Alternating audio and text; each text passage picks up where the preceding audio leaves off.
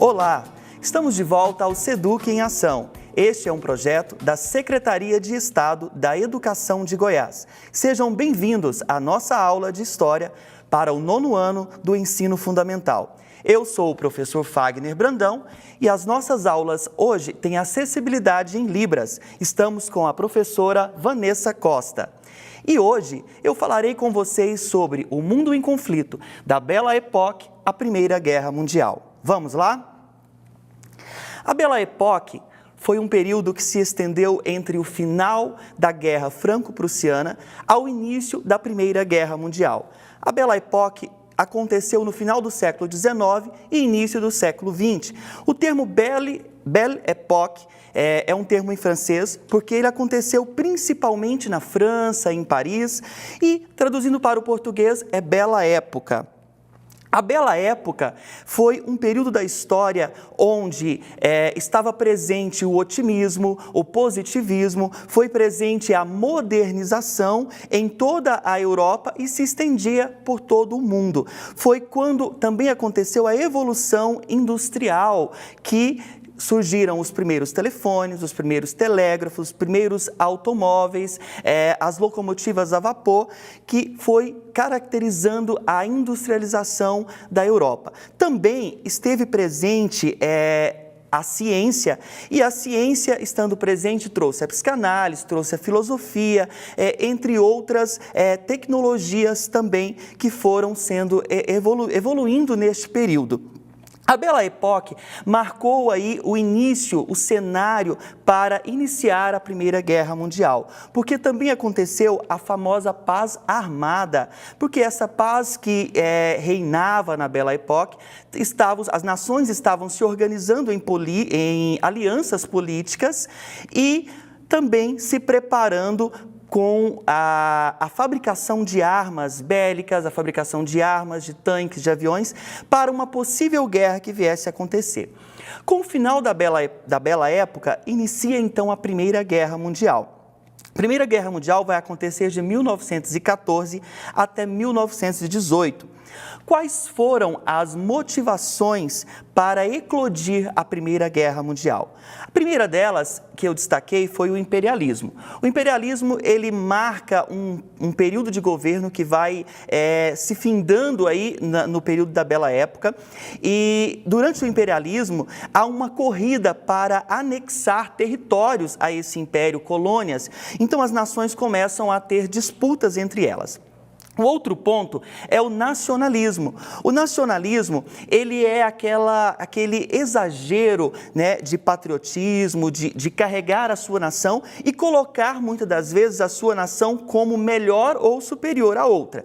Nós vamos ver 3 principais movimentos do nacionalismo nesta época, que foi o pan-eslavismo, onde a Rússia se colocava como ideal para unir ali os povos eslavos e tornar uma nação liderada por czar russo. O segundo movimento nacionalista foi o pan-germanismo, que foi os alemães que pretendiam colocar-se como força maior ali na Europa. E depois o revanchismo francês, que nada mais era do que o nacionalismo ferido da França, que tentava fazer um revanche para recuperar o território da Alsácia-Lorena, um território que foi perdido durante a Guerra Franco-Prussiana. A outra motivação foi as políticas das alianças. Como eu já falei, as nações começaram a se organizar em alianças militares e políticas caso acontecesse uma guerra. A paz armada, que eu também já falei da corrida armamentista, e uma questão principal aqui, que é a questão balcânica. A grande tensão nos Balcãs envolvia a Sérvia, a disputa entre a Sérvia e o Império da Áustria-Hungria, que queriam anexar o território da Bósnia para conseguir o grande império da Grande Sérvia. Essa disputa aconteceu o grande estopim para que a Primeira Guerra Mundial viesse a eclodir, que foi quando Francisco Ferdinando, herdeiro do Império Austro-Húngaro, fez uma visita em Sarajevo, território da Bósnia, e foi interpretado como uma provocação. Ali ele foi assassinado de forma cruel, brutal, e o que aconteceu após esse assassinato? uma consequência de declarações de guerra em efeito cascata. Nós vamos ver aí várias declarações. 29 de julho, a Áustria declara guerra contra a Sérvia, no dia seguinte os russos entram em defesa da Sérvia, depois os alemães, os austríacos mobilizam seus exércitos, já em 1º de agosto a Alemanha vai declarar guerra contra a Rússia, no dia 3 a França entra na guerra, no dia 4 o Reino Unido declara guerra contra a Alemanha. Então, já inicia o começo da Primeira Guerra com dois lados, dois times, duas alianças. A Tríplice Aliança com a Alemanha, o Império Austro-Húngaro, a Itália e do outro lado a Tríplice Entente, com a Inglaterra, França e Rússia. Durante o período da guerra, houve alterações nessas alianças, que foram políticas e militares. Nós vamos observar que em 1915, a Itália vai mudar de lado, ela deixa a Tríplice Aliança e vai lutar na guerra ao lado da Tríplice Entente. Em 1917, os Estados Unidos decidem entrar na guerra para lutar a favor da França. Junto com os Estados Unidos, outras nações que tinham alianças com os Estados Unidos, alianças políticas, econômicas, como o próprio Brasil, também entra na guerra. O Brasil teve uma participação muito importante na guerra através dos mares. Ele enviou soldados para a Primeira Guerra Mundial. A Primeira Guerra Mundial foi dividida em 3 fases. A primeira fase é a Guerra dos Movimentos, de 1914 a 1915, praticamente o primeiro ano desta guerra, que foi quando aconteceu o plano alemão de invasão da França pelo território belga. Esse plano visava conquistar Paris para o território alemão, mas poucos meses depois os franceses conseguiram impedir esta conquista. Na segunda fase da Primeira Guerra Mundial, que aconteceu de 1915 até 1917, foi a Guerra das Trincheiras. A Guerra das Trincheiras eram corredores subterrâneos, construídos para abrigar os soldados e até mesmo separar exércitos que lutavam entre si. Vale a pena vocês pesquisarem em casa sobre como foi essa Guerra das Trincheiras. Vocês vão ver vários documentários e até mesmo filmes que relatam a situação que esses soldados viviam na Guerra das Trincheiras. Pega um papel, uma caneta, anota aí e pesquisa em casa.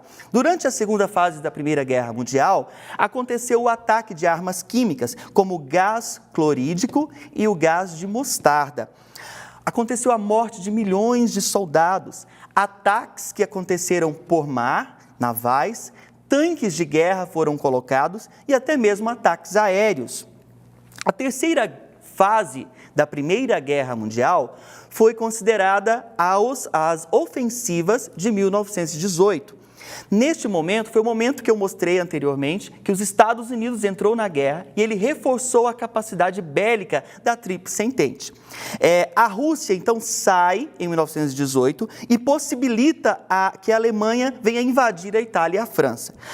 O Império da Bulgária, da Áustria-Hungria, o Império Otomano, rendem-se em 1918 e deixam, então, a Primeira Guerra. A Alemanha fica sozinha na Tríplice e aí ela vai resolver se render, dando, então, a derrota para a Tríplice Aliança e a vitória para a Tríplice Entente.